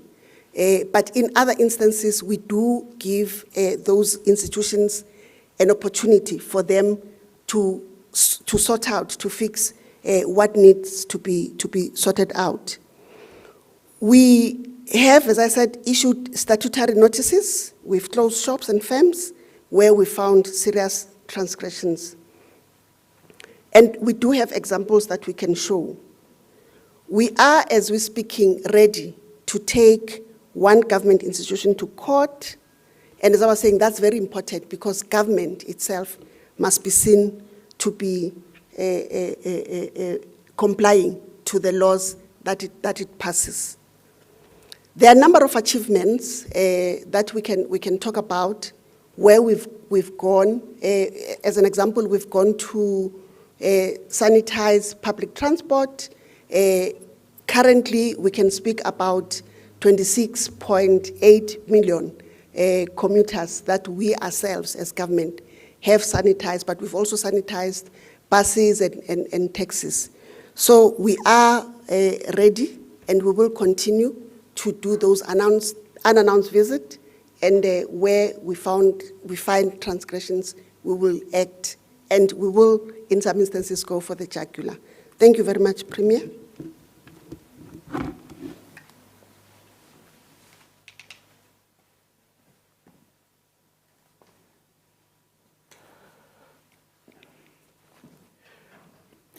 Thank you very much, HOD Gasela. I thought you will say that we are visiting factories, we are visiting malls, we are visiting even the places where small businesses are running. We are doing that already, and we are also doing monitoring of compliance with the 50 on funerals.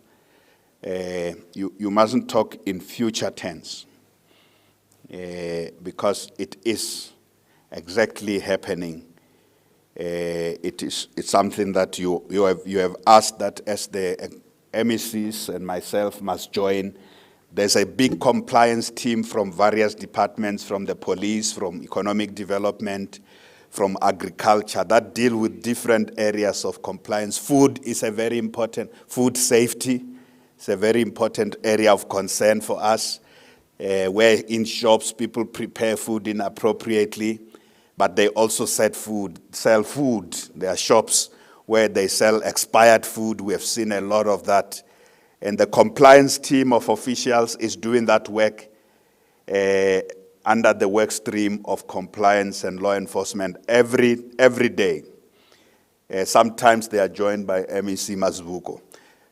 And this we want to be the permanent feature of how we work in Gauteng, not just during COVID.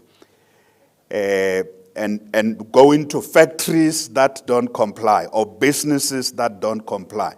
You were sharing with us at the PCC that you were also able to get businesses that don't comply to start afresh, to put in place those measures before they can put workers at risk. Because that's what the advisory panel was saying. Once you have a sector that doesn't comply, that doesn't use those non-pharmaceutical measures, it puts us at risk of the second wave or a resurgence.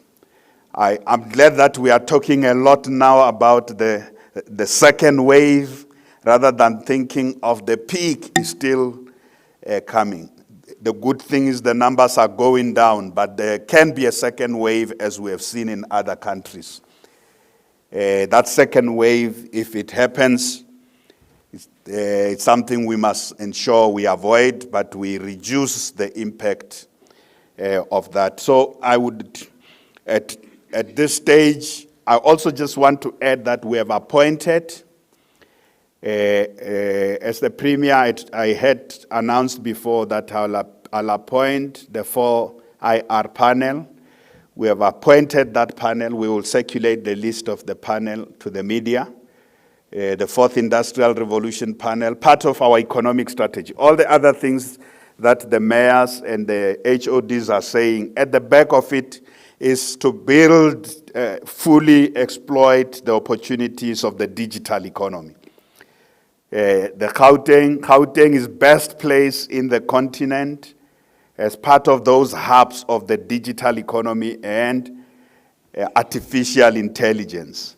So we have now established the panel that has got experts and entrepreneurs, academics and business people who are and professionals who are in the sector, who are in the ICT sector, who are in the digital economy, who are now advising the provincial government on how to build Gauteng's digital economy.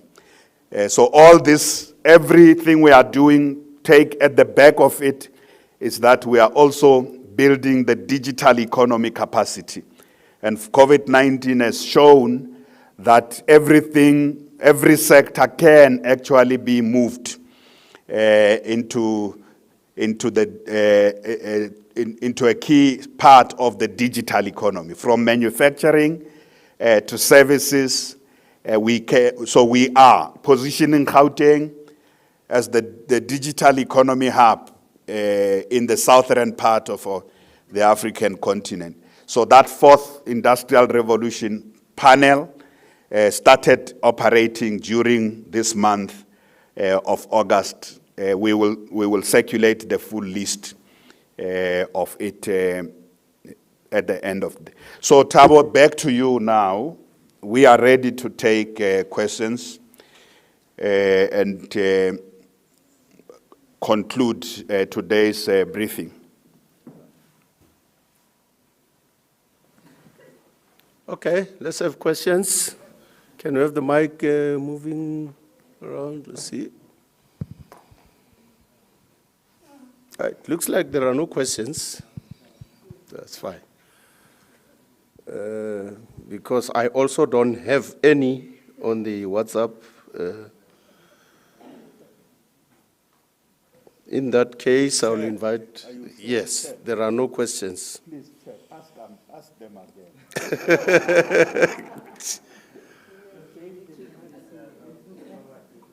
Yeah, okay, thank you.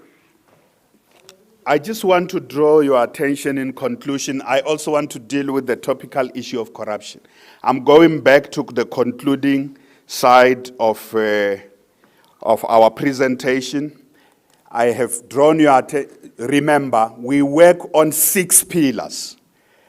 So it is for the first time. We have always made a presentation on the comprehensive health response. We have always briefed you on food security and social security. Gauteng province is the only province during COVID-19 between March and now end of August that has been able to provide food support to more than 2 million people. We are the only province just during COVID-19. We have been able to provide food relief to more than 2 million people in Gauteng. To be precise, 2.4 million people. It's something we are very proud of. And our food relief, our area of food relief was not, it's not one of those areas that has been riddled with corruption. But we did say to the Special Investigation Unit, also shine a spotlight there. In case there was anything that took place that was wrong. But we have been able to provide food relief to 2.4 million people during COVID up to this far. Something we are very, very proud of. And today we have briefed you for the first time on the economic response. But we have always briefed you on what we are doing to improve state capacity, all the things the HODs were saying, and how we want to change, we want the new normal. Some things we will not change, the way we operate will not change. Integration with local government. We want to work as one. What you have seen today, the mayors being here, is part of building the Gauteng city region. Every part of our province, we need local government, we need provincial government. And together, we then ask for national government to reinforce its resources here. MEC Maile last week briefed you about the social mobilization and so human solidarity. That work that we are doing at ward level, we were briefing you for the first time last week about that pillar. It's an exciting work. We're getting the health professionals together with civic and local leaders, going to communities to talk to communities based on the numbers, to ensure that the behavioral change is achieved. But I want to come back to, as I conclude, to draw your attention to some of again, look at the picture of what has happened over time. From level 5, the infection rate was very low. Level 4, infection rate was very low. We always bring back this because it tells the story of where we come from. Level 3, we started experiencing increases, the surge at level 3. And that's when we said the storm is here. And we know that particularly at the beginning of June and right up to July, we were hit hard. We were really, really hit hard. Our healthcare system had major challenges, and our health workers did very well. At the highest point was when we had daily infection rate of 6,500 people in one day, and the impact of that on our healthcare system was huge. And then you would see from there on the decline. But the map we were shown by Dr. Ngaketa about Germany, as well as countries in Asia, I think, and Australia and South Korea, and what's happening in Europe now, where we could be low and then come back. That can happen. We are not scaring our people, we are informing them that if we continue, I think a lot of what has been achieved now is because communities are doing a lot, colleagues. They are not being, community members are doing a lot. In many areas, they are putting on their masks. In many areas, they are trying their best to do social distancing. In many areas, they are washing their hands. We want to continue to encourage them. Where we are now, the numbers are going down. With these measures, we can contain the numbers going up. It's not a scare. It is possible for the second wave to happen. It's possible for the resurgence or the new upsurge to happen, as it has happened elsewhere. But it is also possible to keep these numbers low and maintain that the numbers are low and get to a point where the number of recoveries equals the number of confirmed cases. It is possible other countries have done that. Especially as we deal with the economy, we never want to put ourselves in a situation where we go back, we shut down the economy again. We don't want to shut down the economy again. I must make it clear. We don't want to shut down the sale of tobacco and alcohol again. We just want to ensure people do these things in a responsible way.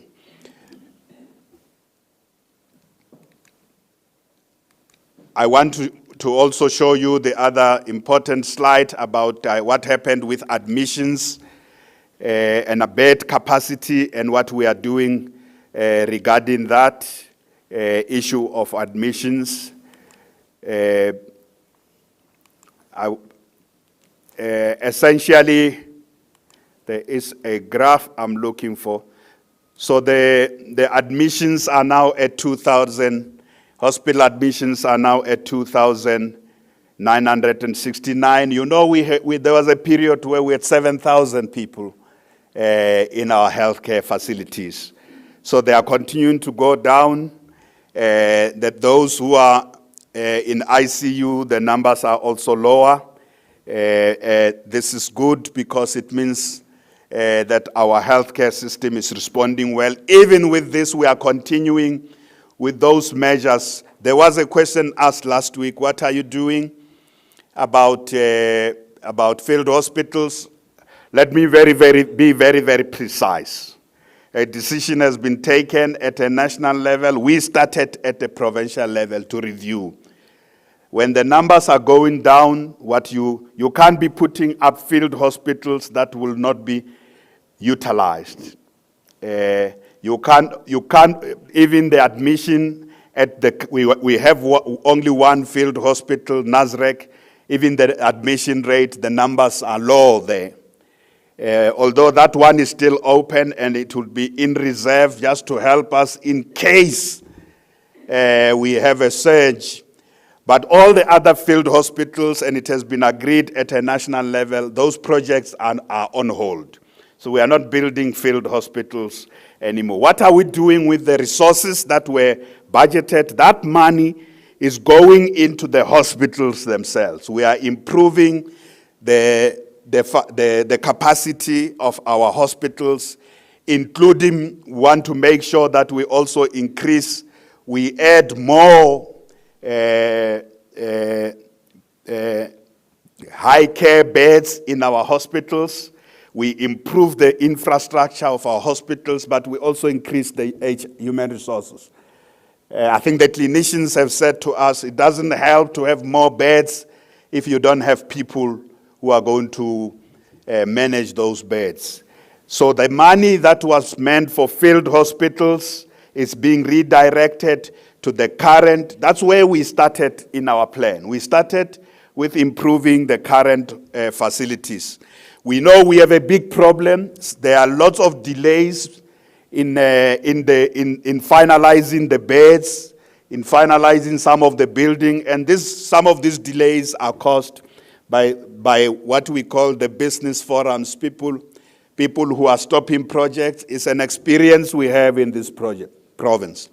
All these things the mayors were telling you, even about bulk, We from time to time experience stoppages, work stoppages, because people in the locality who come there, some of them are business people, we are able to assist them because we want small businesses to participate. But others are just sheer thugs who want to hijack project, and I want to make it clear, we will not negotiate with thugs.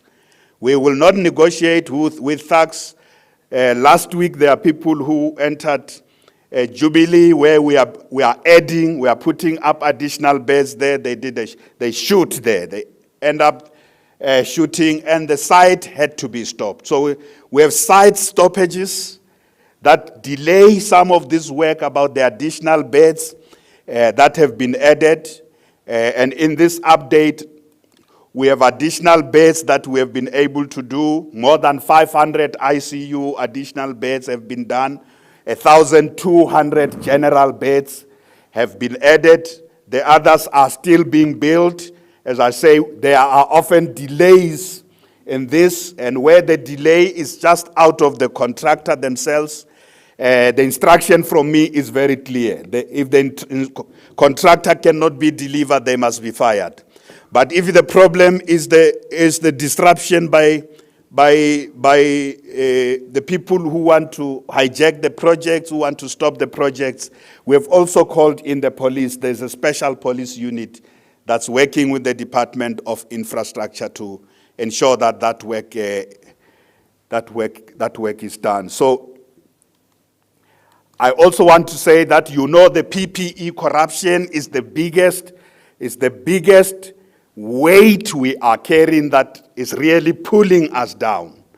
Having undermined tremendous work we have done over 6 years to provide clean governance in our province. But we are not taking it lying down. Working with the Special Investigation Unit, everything is done to make sure that all those who did wrong are found and they are put in jail, and all the money is recovered. From whether it's government officials involved or the rogue business people involved, they must be held to account.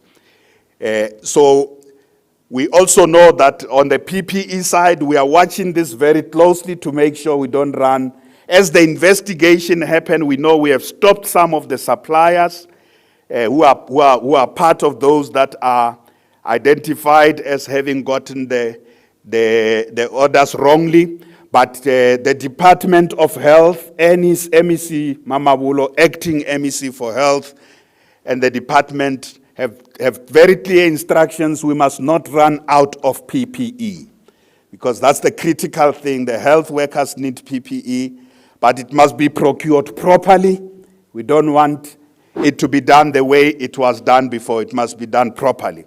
That we also want to make sure that all our infrastructure projects themselves are done properly, and there is any project where we find that there is something has been done wrongly, there's any inclinations of corrupt practices, we are very, very clear as the Executive Council in Gauteng that we are going to reverse all this damage that we have suffered.